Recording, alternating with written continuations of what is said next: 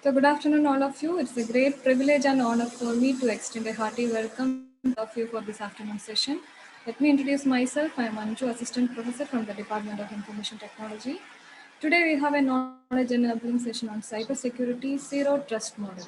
We have an eminent speaker for this session, Mr. Rajiv Srikanth. Mr. Rajiv Srikanth is a senior solution architect and business excellence practitioner in Nucleus Software, Japan. He is working in the field of networking, cybersecurity, virtualization, and data center technologies. He is also working as consultant and helping various customers in designing large and small data centers with challenging and complex requirements, including financial institute and banks. His area of specialization are IT networking and cybersecurity. Without any further delay, on behalf of management of KCG College of Technology and Department of Information Technology, I welcome our speaker, Mr. Rajiv Srikanth, for this session. Welcome you, sir. The platform is for you. Hi. Thank you, Anju. Thank you for the introduction. And good afternoon, everyone. It's nice to meeting you. I just start my session. Just give me a second, please.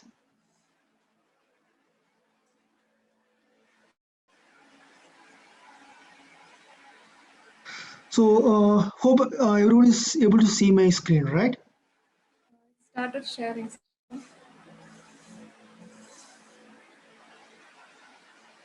So, please let me know when it is visible so that my Sure, screen. sir, sure.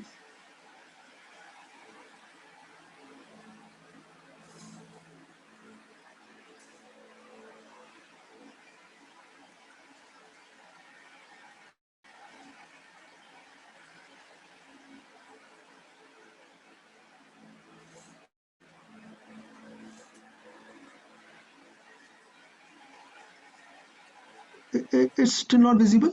Sorry for that. Still it's showing screen sharing. So, but you are not able to see the slide. Is that Yes, sir, correct? yes. Okay, one second.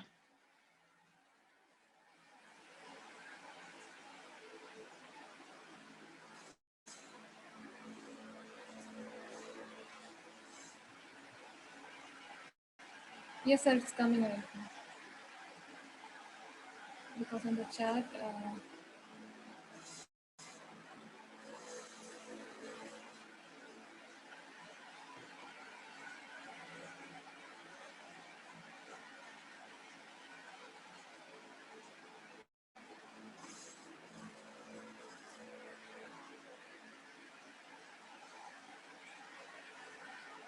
Still not visible. It is visible visible only, now. sir, visible only. It's visible, right? Okay, good. Yes. Thank you for that. Okay, so good afternoon, everyone. Before I start this session, I would like to thank KCG College of Technology for inviting me for this STP program.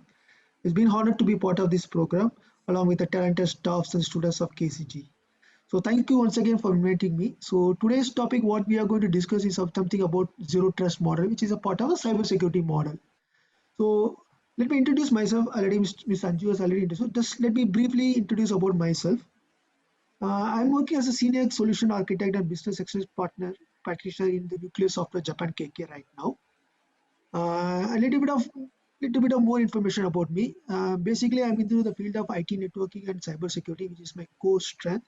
I'm working as a consultant and be helping various customers in designing large and small data centers across the Asia Pac region. Mostly, I'm concentrating in Japan, Singapore, and UAE region. So my field of expertise is in the IT networking security and cybersecurity. I've been working in this field for nearly 16 years. So networking and the cybersecurity is my passion and it is one of my core skills. So that's what I'm going to explain to you guys today. So these are my few of my accomplishments. I'm a pro Cisco guy. I have done many certifications in Cisco and couple of certifications in VMware, couple of certifications in AWS, and also I have done a project management certificate, which is the PMP and also the ITL Foundation. So this is a small summarization about myself. So it's good to start our session today. So what are we going to cover up today? So we are going to cover up the topic which is nothing but the zero trust model, which is the latest cyber security model. Like the reason why we are discussing this today, okay? Why cybersecurity and mainly the zero trust model? What is so critical in these days? Even that we are going to cover. What has been changed recently, and why this is very important? We are going to discuss it today.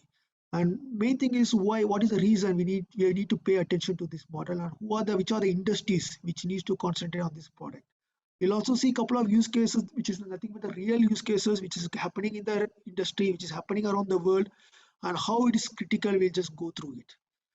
In addition to that, in the last, if record, we'll have a Q&A section. If any questions or any doubts, if any of you has, please let me know. I'm good to explain you and clarify any doubts if you have.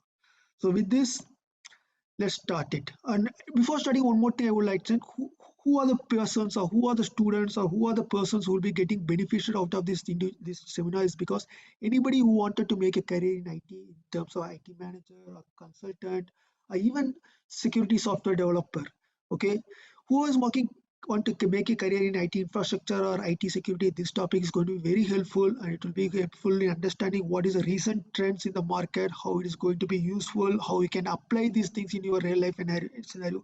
All this will be able to cover today. So anybody who is going to make a career in IT security aspect, please ensure that you concentrate on this latest technology to have more understanding, and it's going to be really helpful in the future career. Okay, to start with, as everybody knows that there are a lot of changes which is happening currently in the world.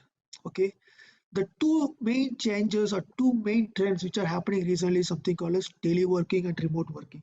I think everybody is now, even everybody of the students who among you are now part of the teleworking, remote working. Means what is that? What does that mean? Before we used to work from office, or you students go to college, work from there.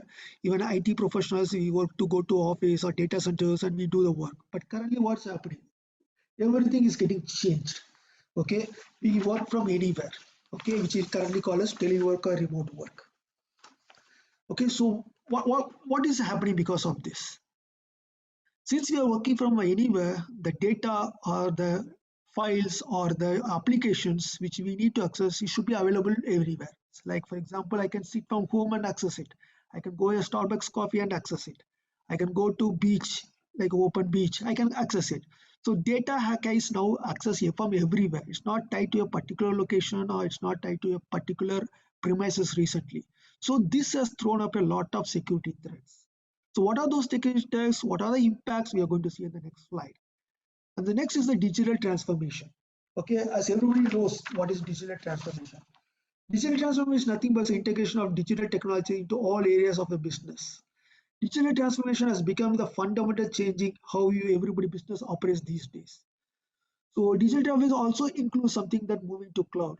Before, prior to this, industries used to have their own data centers. They have their own applications running in their data centers.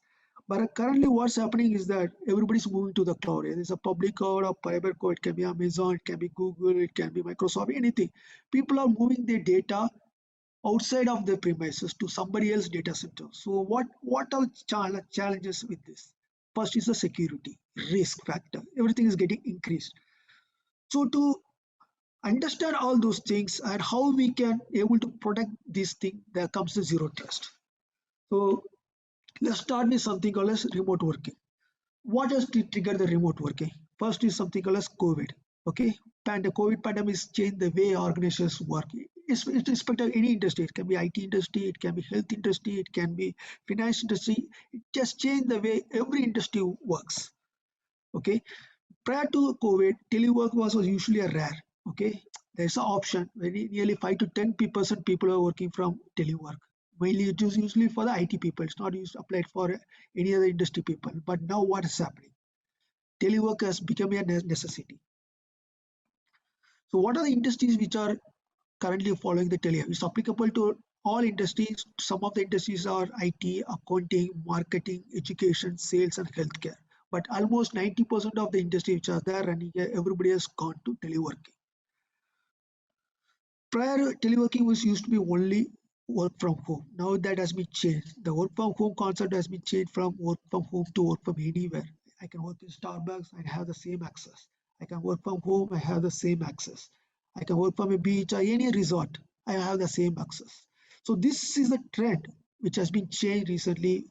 Because of the trend that we are facing a lot of security challenges, a lot of cyber attacks, a lot of threats, a lot of data leakage, which you are going to see soon. Then second is, so these are some of the risks or some of the threats which are associated with the really working. As everybody else knows what is malware attacks, fake login screens, password hijacking. Since also we are using personal devices, right? Like for example, from my mobile device, I can access my company data. From my mobile device, I can access my personal data. So there are chances that my company data and personal data can be merged, or company data and personal data can be taken away. So there are a lot of risk associated with this. How to prevent this? What are the ways we can avoid this? So that's what we are going to discuss in the zero trust model. The second is something related to the digital transformation. As everybody is now being part of the digital transformation. What is the digital transformation? As to give a simple example, now currently we can access our bank accounts from our mobile.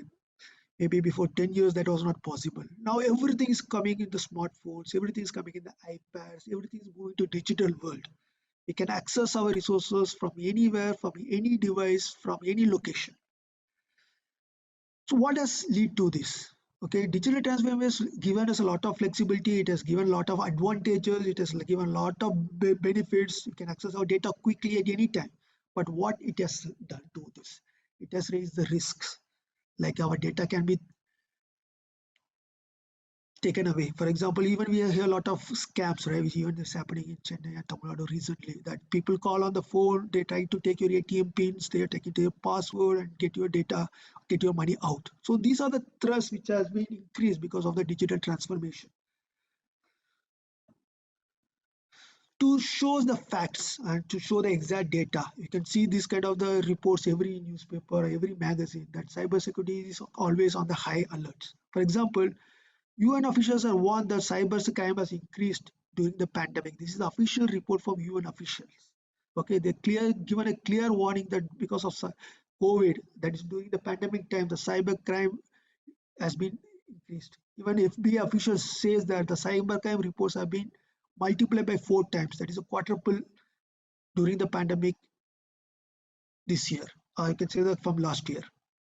So cyber attacks have been continuously increasing, and people are the attackers are using the COVID-19 pandemic as one of the platform to launch their criminal activities. So this is proven thing, and one thing we need to ensure that how are we going to prevent from ourselves from this? How are the organizations going to prevent from this? What are the precautionary actions that organizations has to take away from these cyber attacks? To sustain more, these are the real data facts which has been taken from the Carbon Black Weekly magazine.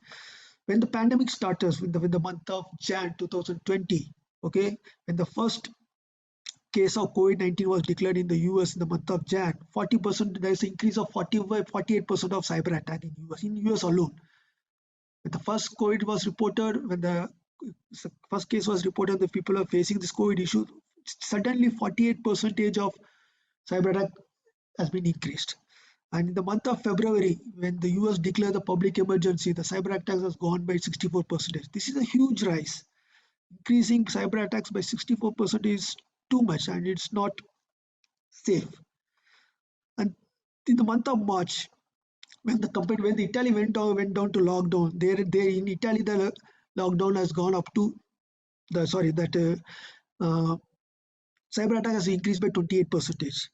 And in the month of March, even the same month of March, when WHO declares the COVID as a pandemic, before that it was not publicly declared a pandemic, just like cyber COVID-19 was getting spread, everyone was getting aware. But when WHO declared that COVID-19 as a pandemic, the cyber attacks has gone by 22%.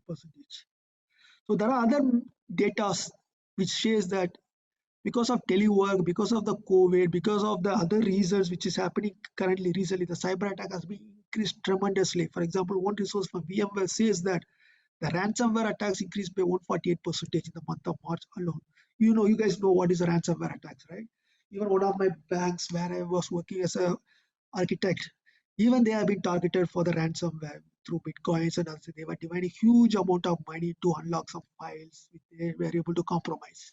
So cyber attacks is cyber attack is made cyber attack is there everywhere. Every industry is suffering. It's not particular to finance or something. Every industry is under the cyber attack.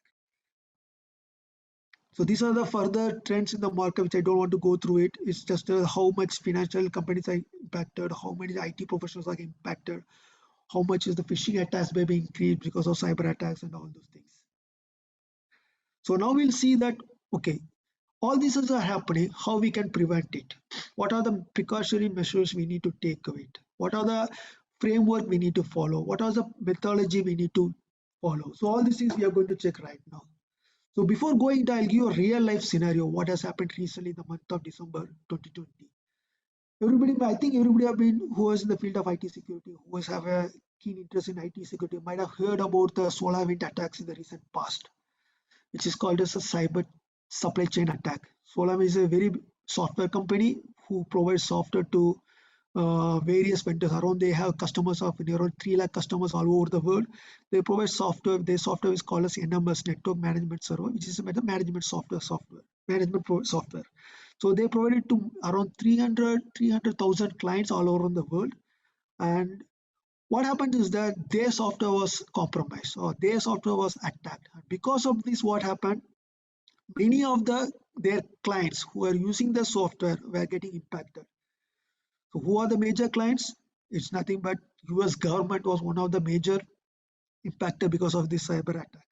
So let's see what exactly happened. And I'll also explain why we are discussing this scenario and what is how this is related to the zero trust, how it is critical to know what is happened, how to prevent it, and also we need to know that in future if some kind of attacks is happening, how we will come to know how we can prevent it. All those things we'll cover in this session.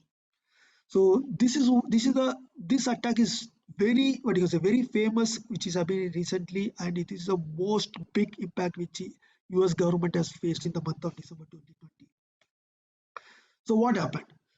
What do you mean by SolarWinds attack? Okay, as I explained to you, SolarWinds is nothing but a software company that primarily deals in system management tools, which is used by the IT professionals.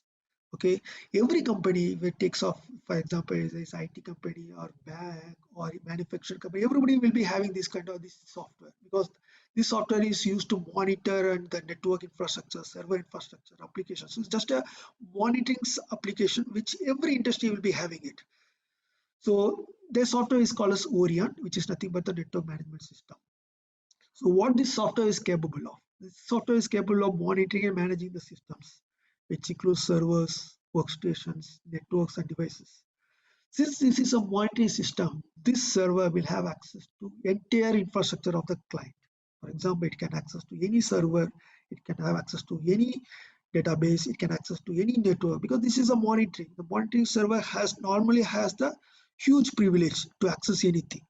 So what the attack has done is that they targeted this monitoring server to install some kind of bug or malware because once they were able to compromise this kind of servers or software, it's easy for them to penetrate any network or any resources within the organization. So that is the reason these attackers targeted this software based monitoring system as a target. So once they were able to compromise that software, they were able to do the data theft, data leakage, they were able to extract credentials, they were able to extract personal information, all those credentials where they were able to extract, and it became a huge cyber attack. Okay, so as I mentioned, who are the impacted players? The major impacted players, they are nothing but the Department of the Treasury of US, Department of Commerce of US, and US Department of Homeland Security. These are all very big organizations, the government organizations in US. Even they have been targeted and they have been attacked. So this is the criticality of this kind of cybersecurity which is happening recently. This is happening December 2020, recently, the last month. So let's go to see how exactly this happened. Okay, how this was executed, how it was planned, how it got attacked. So for example, every organization, okay, will be having this kind of software, whether it will be on-prem or whether it will be on cloud. So in this scenario, the organization was having it on-prem. They have a normal NMS server, which is from the SolarWinds. So normally, like any other software, what we do is that if there are any updates from the client, in this case, the SolarWinds. If there is any update, what we do is that we just directly go to the SolarWinds website and we normally download the patches or we upload the bug fix or anything we'll normally do. This is a normal practice across any software industry. We just go to the website, see the latest patch, download it, install it, because we always trust the software provider. So same thing happened here. The organization trusted the software vendor and they were trying to download the software update. So what happened is that since the software was compromised by the hacker, so what they did is that they implanted some kind of DLL files into the update software. So DLL file is nothing but some kind of codes, which is nothing but we can say that some kind of malware which they have introduced it. So what happens is that when the organization downloaded it, they also downloaded the DLL file, which is available in the which is also embedded into the update software. So this DLL file, which is called as a business layer DLL file, has the malware. So it got downloaded into the client's machine. So now what happened is that the DLL got executed, which means that it's doing the function. The function of the DLL is to execute certain codes, to execute certain command. It does the thing. So it means it executed the payload. It's become active. The main what you say, the one of the major what you can say how to say one of the major brain thing of this that they didn't install the software immediately. Means we can say that they didn't execute this payload immediately. What they did is once the file was downloaded, it was in the dormant stage for 2 weeks. The dormant state means what? It will not do anything. It will just silently be available in the software. It will not do anything. It just watches what's happening around me. So it was very silently available. It's not done anything. So what it happens is because of this, it was invaded by any sandboxing solution. If the client has it, it was invaded by any antivirus software. Because now what happens is that if case any malware is getting downloaded, normally antivirus gets picks it up and it just blocks it because it sees that there's something different is happening here. But what this bug does is, or this code does is that it was dormant for at least for 2 weeks to get to avoid being sandboxing and evading from the AV. So it was quiet for 2 weeks.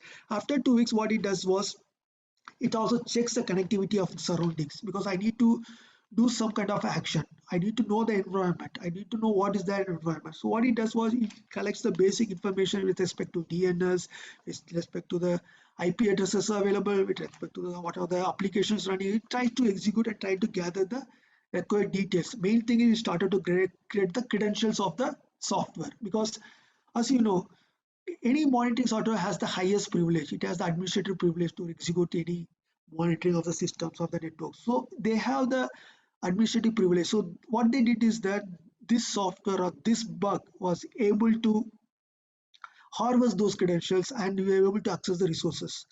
So what they did, once they were able to get the credentials, what they were able to do is that they were able to connect to the command and control server. The command and control server is nothing but you can say this is the server of the hacker. From there, he controls what he wants to do. He can give directions, he can give inputs, he can execute something.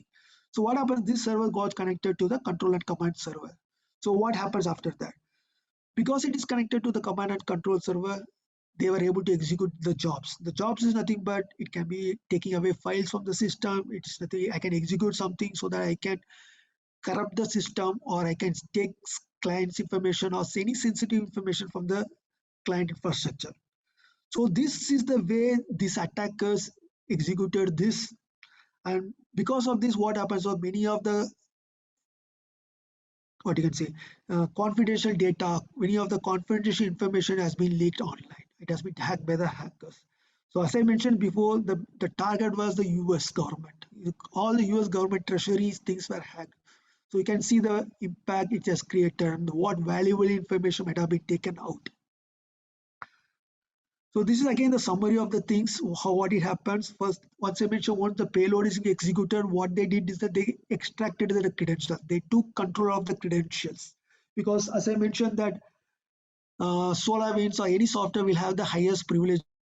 They were able to harvest the credentials. Once they taken the credentials thing, then they were able to do something called as lateral movement. Lateral movement is nothing but I can move to any servers or I can move to any infrastructure within the organization. Once I get the control, then because since I have the credentials and I extracted certificates, I can jump into any server. For example, it can jump to any database server, it can jump to any application server, it can jump to any web server, and what are the data is available as per my requirement, I can harvest it. This is called as nothing else lateral movement. And they use the credentials which is available on the server. They generate their own, also they were able to generate their own authentication mechanism by which they were able to invade the false alerts, everything.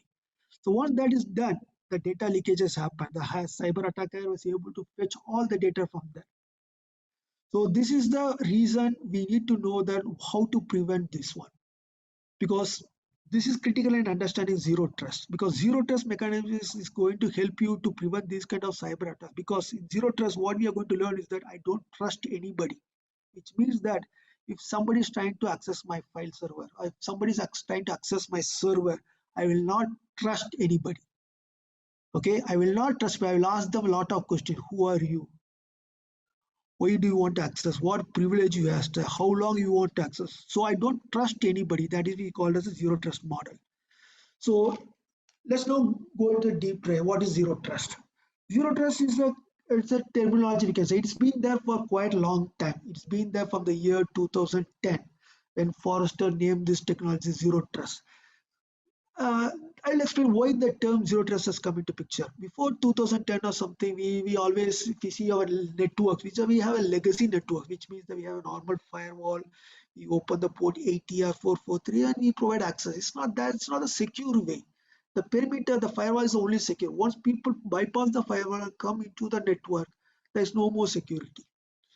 Okay, so that's the way the legacy applications were, legacy infrastructure was there. So in 2004, when Jericho Forum mentioned that perimeter security is gone, so that is the reason they moved to the new security model, which is the zero trust model, which came in actually existence in 2010. But during 2010, it was not matured. Since it's a model, it was not matured during that time. It keeps on evolving, and it has become a what you can say ongoing process, and it has been now being a very standard security mechanism where mostly 90% of organizations are now currently adapted to. So 2010 was this term which got started, and 2014 Microsoft also published some kind of articles regarding this, and in 2017 actually a book was released on this. But still, this is an evolving technology. It keeps on upgrading, it keeps on changing, and we need to keep on upgrading ourselves to know what is this technology is all about. So let's go to the actual thing. Let's understand what is zero trust. Okay, zero trust is nothing but a very simple concept in terms of layman term, means that never trust anybody, always verify principle. Okay, it's a very simple principle on layman's term. Just understand that I will not trust anybody. I will always verify who you are. So which means that, for example, if you want to access any, for example, for college, you want to try to access your college resources. It can be email, it can be your data which is available in the college server or something. What it does is that prior it will not have that kind of authentication. Once you have the username and password, it will just blindly allow you. Okay, it will not verify actually you are the user. Actually, are you connecting from which device? It doesn't check anything. Now, with the latest security model, with zero trust model, it checks each and everything. For example, who are the user? If I am the user, I'm trying to access my resource, it will check, is it really Rajiv who is accessing? How can I verify is this Rajiv? I need to provide my username and password. In some case, I need to provide my biometric as well. Sometimes I need to do face recognition as well. And sometimes I need to do something called as MFA. So I need to, as a user, I need to identify who I am. Okay. Second thing is, okay, there may be chances my username and password may be compromised, or we can say that somebody has taken my MFA and they were trying to give the MFA. That could be possible. So second thing is what is that we also do something called device authentication. Not only the user, the device which is connected to access the resource, even that device I'm trying to authentication. So it's going to verify each user, each device which is going to access the resource. It doesn't stop from there. Even if it says that, for example, this user is valid, even after giving the access, it will ensure that I give you the least privilege access. I'm not going to give you the complete access to the infrastructure. I'm not going to give you the complete access to your resources. I'll keep on monitoring, ensure that I'll give you the least privilege. And this model also assumes that there is always a data breach. It always, like we always say, right, we need to prepare something so that we assume that we fail, so that we'll make sure that we don't make mistakes again, or we correct ourselves from doing the mistakes again. The same fundamental is applicable here also. It's always assumed that security is getting breached, and we should make sure that our policies or security mechanism is there so that it can counteract on it and make it available every time. So the basic fundamental of zero trust is nothing but don't trust anybody. Don't trust the user. Don't trust the device. Don't trust the credentials. Don't trust anybody. Always verify. Keep on verifying. If you find something suspicious, warn, alert, block. So this is the basic fundamental of zero trust model. So this is the again, this is not tied to any network. It's not tied to any application as such. It's just a complete data centric model. It's applicable to server. It can be applicable to applications. Can be applied to networks. It's a complete data center solutions. So how it does is that it's based on the policies. The policy can be user context, it can be app context, or it can be device context. For example, app context is nothing but, for example, there is some kind of applications like ERP applications. I'm the IT guy. I may not be able to. I can say the HR is HR data, or I can say the financial data department is there. As an IT guy, I don't need to access the financial data of my company. Okay, even though there are privileges being assigned to me or something like that. As a IT guy, I don't need to access my financial related data of my company. So this kind of application context or application policy definition can help this kind of security prevention. I say it's Raji. Raji is not part of this department. Why is I giving access? It will check my credential, it will check my privilege, and it's going to give me a warning and block it. So by this, what happens is that first security is catching. Second thing, even if my credential is getting compromised and somebody is getting tried to access my credentials to access the thing, it's not going to allow it. So that's what this is coming. It's coming the user context, app context, and device context. All these constitute the zero trust security model. So let's take how this works. Okay, this is a typical scenario. For example, what is there in the network? What is there normally when we access? We have people, we have devices, we have network, and we have the apps. Correct.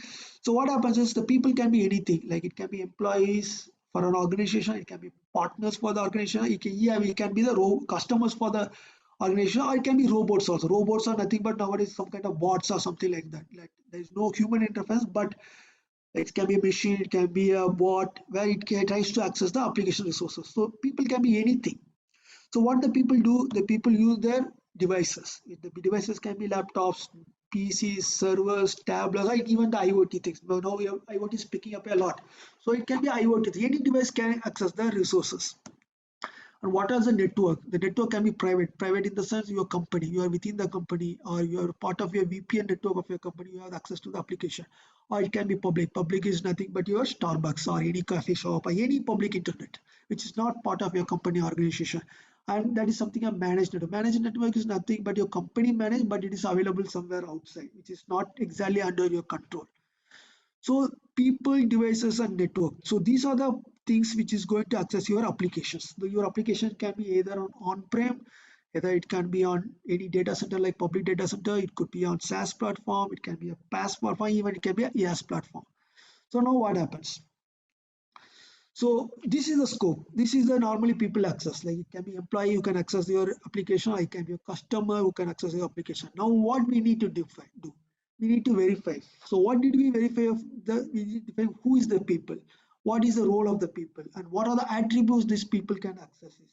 So for example, if you say employee, okay, I know this employee is nothing but an IT person. Okay, he can have access to the IT resources.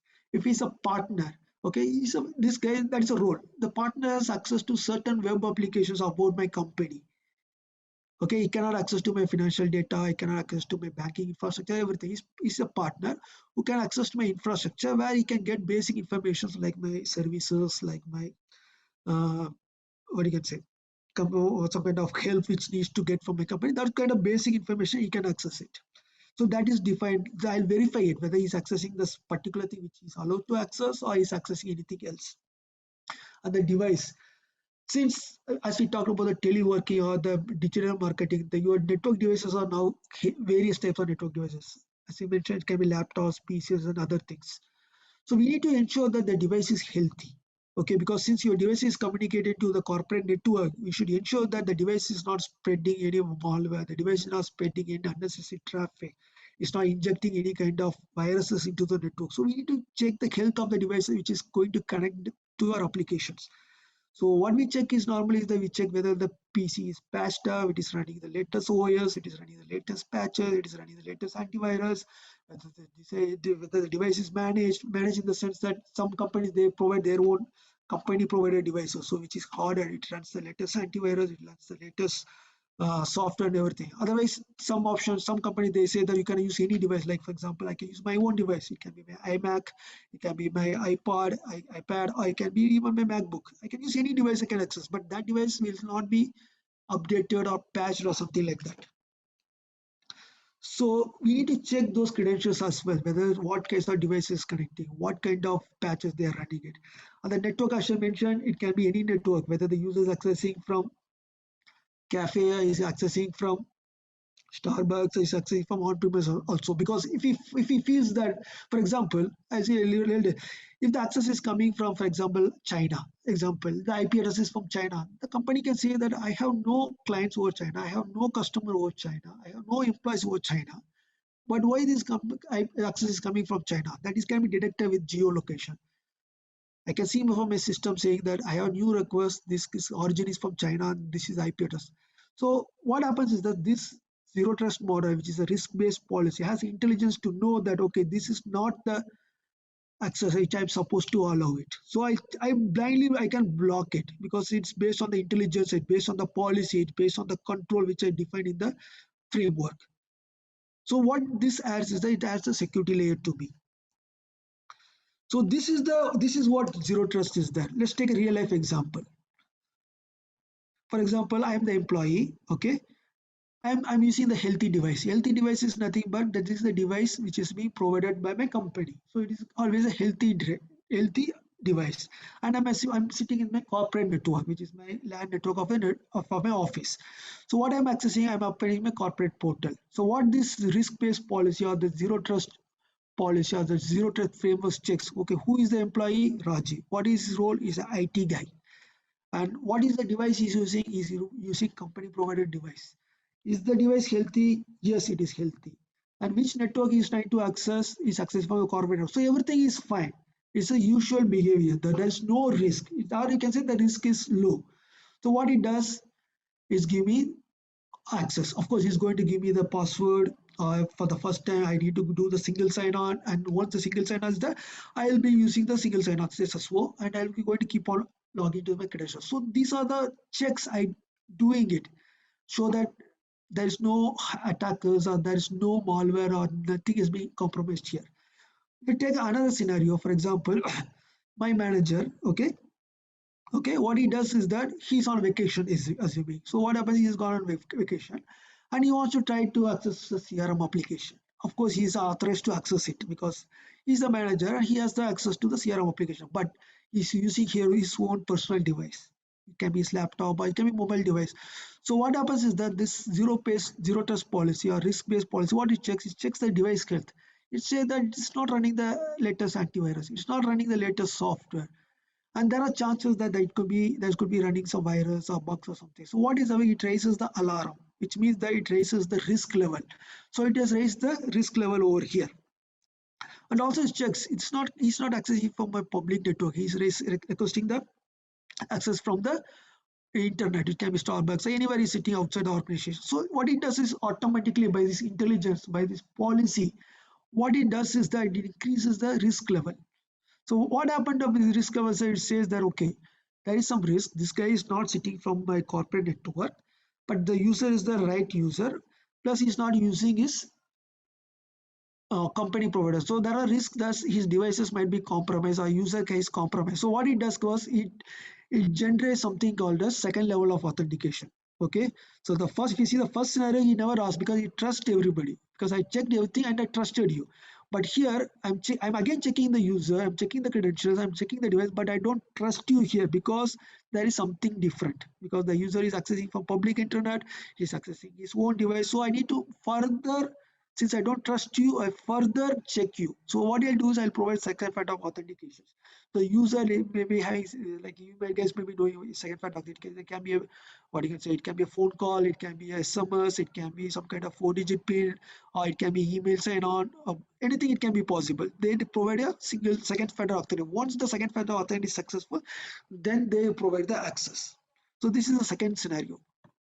And there is a third scenario. So first scenario what we saw is that it checks everything is healthy, I verified you, I'm allowing it. Second, I'm checking you, but I have suspicion on you, the risk level is medium, so I want to do further check and I do the authentication. If the authentication is successful, I'll allow you. Then comes the third scenario. So what happens is that there's a purchaser, or I can say the one guy from the purchase department. Currently, he is log into ERP application server and he places an order of $1 million. He's doing some kind of purchase order of $1 million from the ERP application. This is not usual. He's in the past he has not done it. He has done it few $1,000s, but suddenly he is giving a purchase order of $1 million. So what happens is that even though the purchase is known and he's using the healthy device and is coming from the corporate network or something, what happens is there is some recent change to his privilege, which is nothing but some kind of abnormality which has been detected. Why this guy is detecting is doing a purchase of $1 million? So what happens is he detects this as a high risk, means that suddenly somebody is purchasing $1 million, giving a purchase of $1 million, which has not seen in the past. So this is how it is identified. It's based on the context, or I can say that it's based on the risk-based policy which has been defined. So what this framework does is that it checks and raises the alarm level to high. So what it does, instead of granting the access, it's going to block the access. It will not give access to the ERP applications. So in the real time scenario, if it's similar to SolarWinds attack, if you have seen it, if if the system is compromised and somebody using the credential of the purchaser and they are using the corporate network to access and get access to the ERP application, do some kind of data extraction or given a large purchase order, this kind of systems or solutions is going to detect it. Okay, this is something anomaly. This never happened in the past. This is something different from what is a normal scenarios, and it's going to block. So by this, what we can do is that this kind of attacks is getting prevented. So this is a very basic level I have explained to you. If you want to see what is the granular level of this is the framework. This is the complete framework of zero trust thing, which is being published or it can be explained by Forrester. You guys may be knowing what is Forrester. So this is the framework which has been published by the Forrester. So what this framework does, for example, if we move from left to right, for example, we have the users. Users are nothing but a identity. Okay, how the users are identified with help of identity providers. It can be Active Directory server, it can be Azure AD, it can be any other like Okta, any other identity provider which identify the users. And okay, and also there are some kind of second factor authentication, like you can identify the users. There are chances the user ID can be compromised. So always, like if, for example, if everybody is using banking, bank always recommends to use the second factor. It's the same mechanism. People use the second factor authentication to log in. And then comes the devices. So devices can be managed, which are nothing but the company provided devices. They have patched, they are hardened and everything. The second is the unmanaged device, which is your personal mobile, personal laptop, your personal iPad, any device. So these are the device things. So all these device has to be compliant. The device has to be identified. There should be a proper device inventory as such. So if you see on the right hand side, it has the data. Your data can be anywhere. It can be in the form of email, it can be form of documents, it can be form of structured data, it can be form of unstructured data. And second is our applications. Applications are data is also part of application. But if you talk about applications, it can be either on-prem application, it can be a SaaS. SaaS is nothing but software as a service model to be aware. On-prem, it can be an on-prem, it can be web, it can be an on-prem. So in addition to that, there's an infrastructure. Your infrastructure can be on-prem, it can be IaaS, PaaS, or it can be serverless, or it can be even the containers. And then the last comes the network. So all these constitutes to the infrastructure. Okay, this is not the zero trust, this is the infrastructure. So if you want to protect your infrastructure as a whole, because we are covering everything, we are covering network, we are covering users, we are covering applications, we are covering the location where the application resides, where their data resides, we are covering the network where it resides. This ecosystem is something like a complete infrastructure equipment. So, but how to entrust the zero trust is something like what we are going to see here. For example, as I told you, this is the zero trust is a framework. It's not any product, or it's not any software, it's not any what you can say tool we can buy from internet or from any server. It's such a framework. We need to protect every resources. There is, for example, how the users are protected. The users can be protected with identity providers, for example, MFA. MFA is nothing but a multi-factor authentication. How your devices can be protected, which is nothing but the endpoint security. It can be McAfee antivirus, it can be something like a CASB solution, it can be anything like a antivirus solution, everything. For example, how we are going to protect the data? We can have some kind of email gateway, we can have some kind of software perimeter, we can have some kind of web security layer, we can have some kind of CASB, we can have something IAM. So these are all some kind of frameworks, or you can say some kind of methodology by which we can entrust the zero trust. As I told you, we will not trust anybody. So, but to do that thing, we need this kind of infrastructure components at each and every layer. For example, for data, we have to have some kind of email or CASB kind of security solution. For example, if we talk for infrastructure, we need to have something called a software defined perimeters. I think everybody will be knowing what is software defined perimeters. It's nothing but a software layer of providing security. There will be no hardware as such. We'll be using software as to provide the security. Then if we talk about the network, there is something called micro-segmentation. There is something called as web security. So what this framework gives that I need to have this end-to-end security so that I can secure my infrastructure, I can secure my data, I can be prevented from some kind of cyber attacks. So this is again the summary of the things what you have done. Okay, it's into we categorize into 5 levels. So we identify any user, we identify any device, we identify any application. And then what we do is that we do some kind of risk awareness, we do a continuous policy and session management. So how this is done is that first point what we do is that we identify all the users, okay, who are trying to access any data. It can be sensitive, it can be non-sensitive, it can be critical or not critical data. And we what we do is we continuously authorize the access. Like for example, once I given the access, it doesn't mean that I will not be checked further. I'll be keep on checking it after predefined intervals. Like for example, I can be checked for next every 10 minutes. If the application is sensitive, even I can be checked every 5 minutes. It's up to our policy, it's up to our framework. How are we going to configure and define the security policies? And third is something else, whether okay, after I continuously authorize you, okay, I can also okay, once I authorize you, then there may be chances that you do something abnormally, which is not as per the standard thing. You're doing something different, which is you are not supposed to do it. Then what I can do is I can automatically adjust my policy level, saying that okay, I'm suspecting this traffic, I'm suspecting this user, so I raise the risk level, and what I can do is that I'm automatically block the access. That is possible. One more thing I can do is that, okay, I'm detecting this guy is suspicious. What I can do is I can change my privilege level. Like, for example, as we discussed, the monitoring software which we talk about the SolarWinds, it was doing something suspicious, but it was not detected. But with case of zero trust model, it can easily detect it. Okay, this monitoring software is supposed to only monitor my infrastructure, but what happens is it's trying to extract my data, it's trying to copy files, it's trying to transfer files, it's trying to encrypt my files, it's trying to shut down my PC, it's trying to reboot my file. These are something which is not the monitoring software is to do. So with this kind of framework, it can easily identify that this guy is not doing what it is intended to do. So what I can do is I can revoke. Two things I can do. One is I can block the access. Normally for monitoring system, if you block it, it is what it is. You will not be able to monitor you, that you will land into more trouble. So what people do is I will reduce the privilege level, which means that I cannot modify anything. I can just read only. I cannot copy, I cannot make any changes, I cannot reboot the machines, I cannot make any modifications. I'll just make my privilege just as a read only. I can just watch. So by this, we are trying to reduce the risk level. If we try to reduce the risk level, there are chances that we go back and see why this guy has done this. We can do the postmortem report and get the exact data. But what main thing what you're talking about is the identifying and preventing these guys from doing this kind of malicious thing by what I'm doing, by either by blocking or by reducing the access. This is the previous thing. And then last comes the governance. Governance is nothing but this is again one kind of framework which helps in zero trust model, which is just about making sure that are we giving the right credentials to the users? Are we making sure that the user has the right privilege?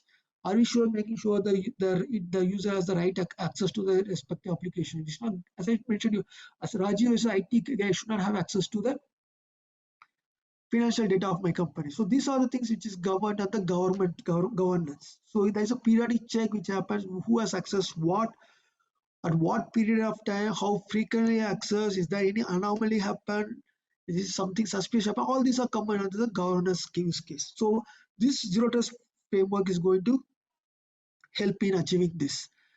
The last thing what it comes is how this is done. This is the main thing we are talking about. We have done this. How this is done. I'm going to say take only one simple example because there are many huge concepts available. To make it simple and make it understand, I'm taking only one concept, which is nothing but the tokenization. Tokenization is what do you mean by tokenization? Tokenization is nothing but your identification. For example, if two parties wants to talk to each other, for example, my client application wants to talk to my client wants to talk to my application, there is always a trust between these two. That trust can be multiple things. One is first the authentication, then comes the authorization, and then comes the validity of the authentication. So once the trust is established, what happens? The session is established, and they keep on communicating with each other. The biggest drawback here is that once the trust is established, there are chances that you can misuse the things, because once the trust is established, there's no verification after that. People can misuse the connection. People can misuse the session. Session can be hijacked. The attacker can use the session and extract the data. So what happens? So what happens here is that the introduction of tokenization, what it does that even your session is getting established, but on a pre-interval time, I'll keep verifying you. Example, I establish a trust with you. I will not trust you again. After every 5 minutes, I trust whether I'm talking to the right person. Am I talking to the right guy? And the guy is doing the right thing, what is intended to. This is called as tokenization. And this can be achieved by multiple ways. Normally, people, when they design their application, they use some kind of tokenization mechanism. For example, the famous is something called a SAML. Everybody heard the word SAML. That is nothing but the tokenization. So what it does is that it periodically verifies each individual communication, each individual user, each individual traffic which is going on the network, and make sure that it is not compromised. It is now what is the risk level, and always basically it always checks the risk and validates the session. So this is the main crux of the zero trust model. I have given you access, but still on the background, I'm going to keep on verifying whether you are the right guy, you are the right person, you are doing the right intended job. So this is called as tokenization of the trust, and this is the crux of the zero trust architecture. So I hope I am able to explain and you guys are able to understand this. So let's quickly, this is again the benefits which I captured. Now, who are the vendors? Okay, there are multiple vendors in the market, because if you see, because of COVID, everybody is now moving to zero trust. Because of the digital transformation, everybody is moving to zero trust. And there are many vendors in the market who is providing the zero trust. Again, I'm emphasizing zero trust is not a software, it's not a tool, it's not a readily available thing, it's just a model as a concept. Okay, for example, there are many vendors in the market like Cisco, Forcepoint, Netscope, Zscaler, Akamai, Symantec. Every vendor is trying to provide the zero trust model, but everybody has a unique way of doing it. For example, Cisco does in a unique way, Zscaler does in a unique way, Akamai does in a different way. Also, make sure that every vendor solution cannot fit to every organization. It depends purely on the organization's current infrastructure, what kind of infrastructure they have, what kind of existing security mechanisms they have, what kind of software they use, what kind of access mechanism they have. And so it depends upon each individual organization or IT infrastructure what they have right now. So if anybody is very interested, you can just use, for example, if you go to Cisco and type zero trust model, they come up with their own framework. The framework remains the same, but the way they implement the framework, the method they implement the framework, the tools they use to implement the framework, that's going to differ for each and every company. So if anyone who is interested to make a career in IT network security, I recommend to go to the rest. For example, Cisco is the famous, and Akamai and Zscaler are the leader in the Magic Quadrant these days for the zero trust model. So if anybody who has interest in IT security, who want to make a career out of IT security, I recommend to go through it. These vendor websites have a basic knowledge of how it's going to, because when you go to a job, or even when you go to any, what you can say, projects which you're going to relate to do with respect to IT or security, this is going to help you enormously, because if you know the basic concept of security, and basically with respect to zero trust security, is going to give you confidence, and also is going to have weightage for you. So this is a summary of this. So if you have any questions or something, because I want to keep it very simple, I don't want to go too much of technical things, so I kept it very simple. So if you guys, if anybody has any questions or any things, please free to ask me. If required, I can drop down my email address also. If you want, you can always send me queries on email as well, if you guys want it. Sir, we have a question here. Yes, please. As a zero trust model can access all details, is that model secure in all cases? Yeah, Yeah, it is as I mentioned that by default is a model. Okay, it's just a model. It depends upon our each individual how we are going to configure the model because it's a policy. If we make sure that, for example, I have my infrastructure, I'm opening my application to internet, okay, and if I open my application to internet, it's vulnerable. So there are a couple of things I need to consider. For example, I need to secure the application, I need to secure my network, I need to secure my users and everything. So this policy tells you the way how to do it, but as a security guy, as a IT guy, I should make sure that I follow those policies and I implement the policies.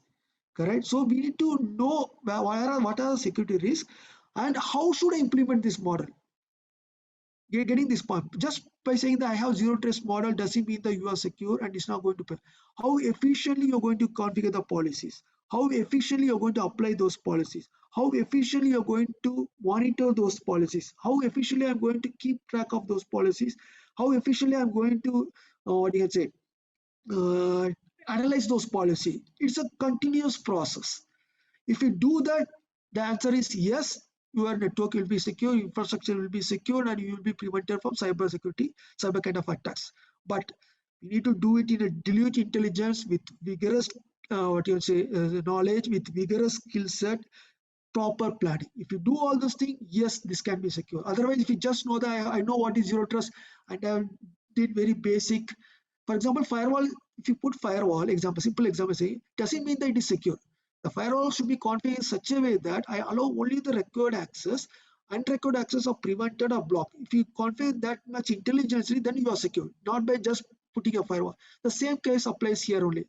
The advantage of zero trust is that it is capable of preventing multiple threats or multiple risks and is with a single framework. That's the beauty of things.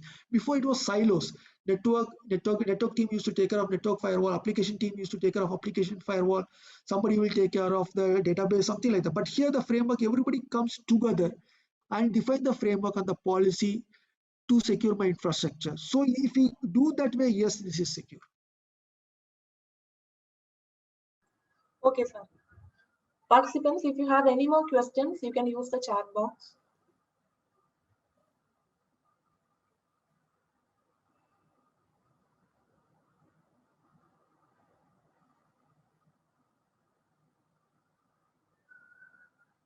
Okay, thank you, sir. I think there are no more questions. Okay, got it. So thank you everyone. Thank you KCG for providing this opportunity. If you have any questions, I'll drop email to. I think they already have my email. Free to contact me anytime. Thank you very Okay. much, guys. Thank you, sir. Thank you so much for the wonderful session. We hope all the participants are highly enlightened with your inputs. Thank you so much. Thank you very much.